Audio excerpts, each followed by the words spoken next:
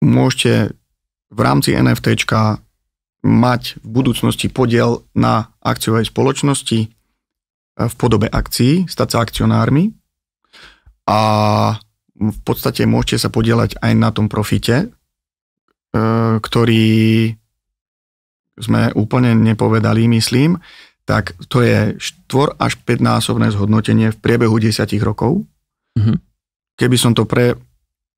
pretransformoval do per annum, to znamená, keď by si to človek chcel porovnať s nejakými investičnými fondami alebo ETF fondami alebo investíciami do zlata, do striebra, tam vždycky máte nejaký začiatok, nejaký koniec, máte nejaké percentá, väčšinou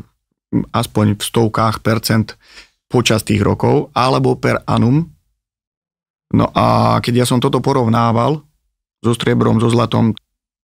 bol som veľmi prekvapený, čiže 15%, od 13 do 17% zhruba, podľa toho, aké druh toho NFTčka budete vlastniť, jednoducho je tam ročné zhodnotenie.